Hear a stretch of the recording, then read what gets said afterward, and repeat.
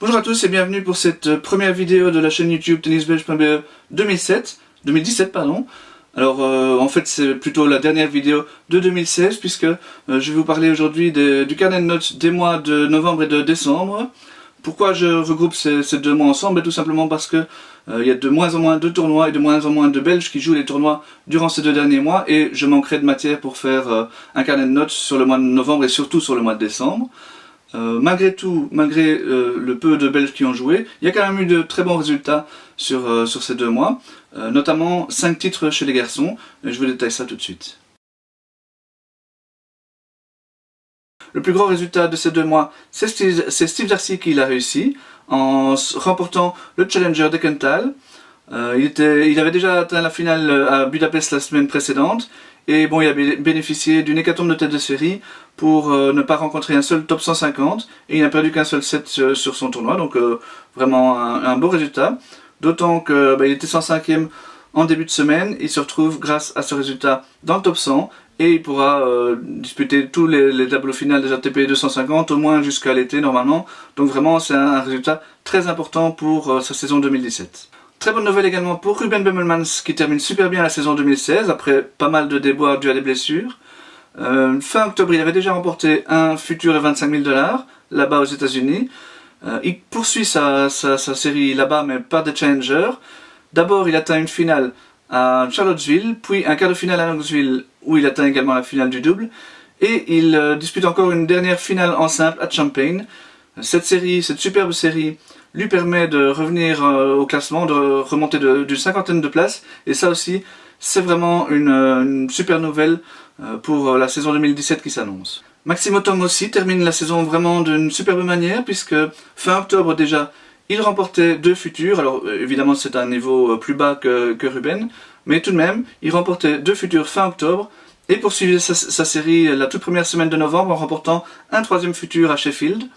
Donc débuter la saison 2017 par 15 victoires de rang et même 20 si on compte le double, c'est vraiment super pour la confiance. 4e joueur au top sur ces 2 mois, c'est Romain Barbosa. Il a disputé encore 2 tournois à Tel Aviv au début du mois de novembre. La première semaine il a été battu au 2e tour, mais la seconde il s'est imposé en battant en finale l'ancien 116e mondial David Guez, donc vraiment une superbe performance, d'autant que ce n'est que le 3e tournoi remporté par Romain Barbosa dans toute sa carrière, et le 2e cette année. Ça méritait vraiment la cote maximale. Un petit peu en difficulté ces derniers mois, Arthur de Greef a bien redressé la barre sur cette dernière période avec 3 challengers. Le premier à Guayaquil, il a atteint une très belle finale. Par la suite, à Bogota, à Montevideo, il a été battu au 2e tour, mais dans la capitale uruguayenne, c'était face à l'ancien top 10 Nicolas Almagro, donc vraiment rien de déshonorant, loin de là. Après avoir réussi le plus beau résultat de sa carrière en atteignant la finale du très coté Challenger de Brest le mois dernier, Yannick Reuter poursuit sa série avec une nouvelle finale, cette fois-ci dans un tournoi nettement moins relevé puisque c'était un 10 000 $ à Leymen en Allemagne où il était tête de série numéro 1. Mais ça reste quand même un bon résultat, un petit peu contrebalancé par une défaite d'entrée lors de son tout dernier tournoi, le Challenger de Mouilleron le Captif. Yannick Mertens pensait sans doute avoir terminé sa saison après son abandon au premier tour du Challenger de Brest, mais il a quand même décidé de repartir pour un dernier tournoi à Tel Aviv pour essayer de décrocher les derniers points nécessaires pour accrocher les qualifications de l'Open d'Australie. Pari réussi puisqu'il s'est tout simplement imposé, donc une bonne manière de terminer la saison. Julien Dubail a réussi pour son tout dernier tournoi à sortir des qualifications du Challenger d'Ortisei. Au premier tour, il a été battu par l'ancien top 50 de Benjamin Becker, donc là aussi c'est pas du tout un mauvais résultat. Ce n'est que la 8e fois de toute sa carrière que Julien dispute le premier tour d'un tournoi de Challenger, et la 5e fois tout de même cette année, donc à mon avis, on le reverra pas mal à ce niveau-là en 2017. Un autre Julien, Canignard cette fois, a bien terminé sa saison puisqu'il s'est imposé lors du tournoi de Hammamet, c'est son 9e titre, et le premier depuis ces gros pépins physiques même de cet été. Par la suite ça s'est un peu moins bien passé puisqu'il a encore dû abandonner au premier tour à Helsinki et a aligné un quart de finale et un 2e tour à Jakarta, mais ces petits faux pas sont bien rattrapés par son titre à Hammamet. Jonas Merckx a disputé coup sur coup 2 très bonnes finales à Sharm el-Sheikh. Par contre, sa toute dernière série de la saison à Hammamet s'est beaucoup moins bien passée puisqu'il a été battu au premier tour la première semaine par la deuxième tête de série et au deuxième tour la seconde. Donc c'est un petit faux pas tout de même lui aussi en fin de saison. Mais il faut surtout retenir ces deux finales à Sharm el-Sheikh. Après son superbe mois d'octobre, Marina Zanevska a encore disputé un dernier tournoi, c'était le WTA 125 de Limoges, et elle y a atteint les quarts de finale, après une très belle victoire face à Mandy Minella qui est aux portes du top 100.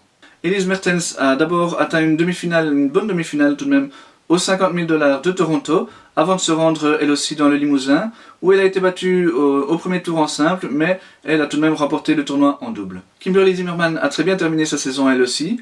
Après s'être déjà fait vraiment bien remarquer ces derniers mois, elle a encore atteint le tableau final du 25 000 $ de Bratislava avant de terminer sa saison par une demi-finale au 10 000 d'Helsinki. En 4 tournois, 2 à Hammamet et 2 autres à Casablanca, Deborah Kerr s'est revenue avec 3 quarts de finale, c'est pas trop mal, mais c'est surtout illustré en double puisqu'elle est revenue avec un titre et 3 finales. Britt Goekens a vraiment beaucoup joué durant ces 2 derniers mois. C'est surtout à Sharm el-Sheikh qu'elle s'est vraiment illustrée puisqu'elle a atteint une demi et un quart.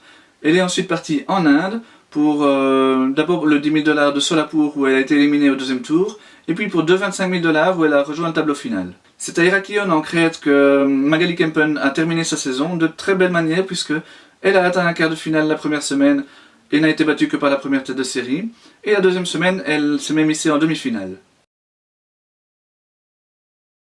La cavalcade de David Goffin pour tenter d'accrocher un billet pour les Masters de Londres s'est terminée au Masters 1000 de Paris par une défaite en huitième de finale face à Marin Cilic. Condamné à terminer à la 11e place mondiale, il a tout de même, grâce à une série de forfaits, réussi à disputer un match à Londres, mais il n'a rien pu faire contre Novak Djokovic. Omar Salman a réalisé un très bon résultat à Nicosie puisqu'il a atteint une demi-finale en simple et s'est imposé en double. Malheureusement, la semaine suivante à Limassol, il a été contraint à l'abandon dès le premier tour. Fin de saison en 2 temps également pour Michael Gers qui, la première semaine à Antalya, fait un bon tournoi puisqu'il passe un tour et puis il ne perd qu'en 3-7 face à l'ex-top 100 Marcel Ilan. Mais la deuxième semaine, malheureusement, il est obligé d'abandonner au premier tour. À Heraklion, Denis Bogart a disputé 3 tournois. Il a réussi la deuxième semaine à sortir de la qualification, mais les 2 autres semaines, il a été battu au deuxième et au troisième tour de ces mêmes qualifications. Au Japon, pour ses 2 derniers tournois de l'année, Anne-Sophie Mestak a réussi à sortir des qualifications aux 100 000 $ de Tokyo, et elle n'y a été battue que par une top 100. Elle a également atteint la finale du double. Par contre, aux 50 000 $ de Toyota, elle a été battue au deuxième tour du tableau final, là aussi par une tête de série. Fin de saison un petit peu étrange pour Claire Chilibens puisqu'elle a atteint une très bonne finale à Solarino. C'était seulement sa deuxième finale de la saison, donc c'est vraiment un des meilleurs résultats de sa saison. Mais par contre, elle a également perdu 2 fois au deuxième tour et 2 fois au premier sur les 4 autres tournois qu'elle a disputés. Engagée pour 3 tournois à Antalya, Elisa van Langendonk a été battue 2 fois au deuxième tour et 1 fois au premier, mais c'était à chaque fois face à une des 3 premières têtes de série du tableau. En fait, c'est assez amusant à remarquer. Elisa n'a perdu, depuis le début juillet, n'a perdu que face à la tête de série, donc des joueuses mieux classées qu'elle. Donc ce sont ces 10 derniers tournois en fait de la saison. Elle n'a été battue que par mieux classée qu'elle, parfois au premier, deuxième tour, en quart de finale. Mais c'est assez remarquable tout de même, ça veut dire qu'elle perd très peu face à des joueuses moins bien classées qu'elle. La palme de la joueuse qui a le plus disputé de tournois sur ces 2 derniers mois est revenue à Margot Bovy, qui a disputé 6 tournois en 7 semaines à Hammamet. Alors elle a atteint un quart de finale et un deuxième tour, mais a aussi malheureusement été battue 4 fois au premier tour. C'était 3 fois sur les 4 face à des têtes de série, donc c'est pas non plus un mauvais résultat.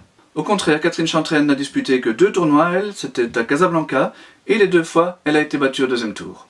Le soleil de la Crète a pas mal attiré nos joueuses et nos joueurs, puisque Steffi Distelmans a aussi disputé 4 tournois à Heraklion. Elle a atteint un quart de finale et un deuxième tour en simple, et a également atteint 2 finales en double. Michaela Boev a disputé les 4 mêmes épreuves, avec un tout petit peu moins de réussite en simple, puisqu'elle n'a franchi qu'une seule fois le premier tour, mais par contre en double, elle a remporté un titre et a également disputé une autre finale. Difficile fin de saison pour Joris Delors en simple, puisqu'il a perdu ses 3 matchs en 3 tournois à Charlottesville, Knoxville et Champaign. Bon, après la saison qu'il a réalisée, on ne peut pas trop le lui reprocher, c'est assez normal d'avoir un petit contre-coup, et en plus il a tout de même atteint une finale en double avec Ruben Bemmelmans. Germain Gigonon fait aussi partie du très grand contingent belge qui s'est rendu à Heraklion. Il y a atteint un quart de finale et un deuxième tour, mais comme il était tête de série numéro 2, je pense qu'il espérait un meilleur résultat de cette fin de saison. Yannick van den Bulck n'a disputé qu'un seul tournoi, c'était le Challenger d'Ortisei. Il a passé un tour dans les qualifications. C'est un niveau Challenger où on n'a pas encore beaucoup l'occasion de le voir. Et il a battu un joueur qui était non classé, donc c'est difficile d'en tirer vraiment des conclusions, mais on espère vraiment le revoir à ce niveau-là un petit peu plus souvent en 2017. Encore un joueur à Heraklion, c'était Loïc Huchak pour 2 tournois. Il a à chaque fois remporté un match dans les qualifications avant de perdre à son deuxième tour. Un seul tournoi par contre pour Victor Poncelet, mais c'est une défaite au premier tour au futur vietnamien de Tudor Mud City. C'est en Asie qu'Alison Van Uytvanck a terminé sa saison, avec des résultats assez faibles pour elle, puisqu'elle a été battue au premier tour du 100 000 $ de Tokyo, et au deuxième tour du WTA 125 de Taipei. Par la suite, elle a dû se faire opérer au poignet, donc c'est une période qu'elle tentera certainement d'oublier en 2017. Grete Minen a disputé les 2 mêmes épreuves, avec les résultats similaires, puisqu'elle a été battue à chaque fois au deuxième tour des qualifications, mais par des joueuses mieux classées qu'elle. Le très long séjour d'Elin Boykens à Santa Margherita di Pula, puisqu'elle y est restée 5 semaines depuis début octobre, s'est terminé lors de la première semaine du mois de novembre par un assez mauvais résultat, puisqu'elle a été battue au premier tour, mais elle s'est reprise un mois plus tard en passant un tour dans les qualifications du 100 000 $ de Dubaï et en ne perdant que contre la 224e mondiale. Au 10 000 $ de Sheffield, Marie Benoît a été battue au deuxième tour. C'était son tout dernier tournoi de l'année et elle était tête de série numéro 1, donc elle aussi espérait certainement un bien meilleur parcours. Hélène Skolsen a disputé le même tournoi et a connu le même résultat que Marie en tant que 4e tête de série, elle. La semaine suivante, elle était dans un autre 10 000 $ en Grande-Bretagne à Shrewsbury et elle a été contrainte malheureusement à l'abandon au deuxième tour. Dernière tournée de la saison pour Mathilde de Witz à Antalya pour 2 tournois. La première semaine, elle a été battue au deuxième tour et la seconde au premier tour. C'était à chaque fois face à la 4e tête de série du tournoi. Les années se suivent et ne se ressemblent pas pour Chris Heyman, qui avait été le grand animateur de cette période de fin d'année l'an dernier, avec 2 titres remportés à Antalya. Cette année, il a également disputé 2 derniers tournois à Cuevas de Almanzora en Espagne, mais il a été battu au deuxième et au premier tour, donc ce sont vraiment de très mauvais résultats et une petite chute au classement évidemment qui en résulte. Nos espoirs ont très peu joué en décembre, voire quasiment pas du tout, mais ils ont réussi tout de même quelques bons résultats en novembre, notamment au plus haut niveau, lors d'une tournée de 2 grade 2 en Israël, qui a réussi à plusieurs d'entre eux. Le meilleur, ça a été Zizou Berks, qui a atteint la finale la première semaine à Ra'anana et les quarts de finale à Haïfa. En plus, il a également disputé les demi-finales en double à Haïfa. Lors de ce deuxième tournoi, Lara Salden a elle disputé les demi-finales en simple, et 3 joueurs se sont également illustrés en atteignant les 8e de finale. Thibaut Colson et Charles Tsikas la première semaine et Frédéric Jacobs la deuxième semaine. Toujours chez les juniors mais à un niveau un petit peu inférieur, il y a le classique tournoi de Toussaint de Heiveld, un grade 4, et ce sont surtout les filles qui se sont illustrées, principalement Victoria Kalaitsis qui a réussi à y remporter son tout premier titre chez les juniors. Il faut aussi noter une très belle demi-finale de Liesl Peters qui sortait des qualifications, et une finale en double d'Arnaud Bovy et Buvaisar Gadamori. Ces 2 joueurs ont également atteint la demi-finale du double la semaine suivante au grade 5 de Esch-sur-Alzette. Buvaisar atteignait également les quarts de finale en simple, tout comme Louis Herman et Victoria Kalaitsis. Enfin chez les cadets, il ne restait que des catégories 3, donc les tournois la catégorie la plus faible, mais il y a quand même eu un super résultat, c'est le premier titre de Tilwit Djoralami qui s'est imposé à Norrköping. Un tout petit peu plus tôt tout de même dans la période, Pierre-Yves Bailly a atteint une belle demi-finale à Liverpool, alors que Alexander Hoogmartens s'arrêtait en quart. Il faut encore noter également un quart de finale pour Raphaël Collignon à Farum et une belle finale en double pour Martin Katz à Nastola. Tilwit, Pierre-Yves et Martin n'étaient que première année chez les cadets, chez les moins 14, donc on les reverra à ce niveau d'âge l'année prochaine, à un très bon niveau certainement. Voilà, c'était donc le tout dernier carnet de notes de 2016, et également le tout dernier selon ce format-là, parce que je vais instaurer un nouveau format le mois prochain, que vous retrouverez donc début février. Je vous expliquerai tout au début de la vidéo, donc vous verrez, mais j'espère vraiment que ce format, que j'essaierai de faire plus dynamique, vous plaira. D'ici là, on se reverra de toute façon encore avec les vidéos pour l'Open d'Australie que je ferai avec Joël. Salut!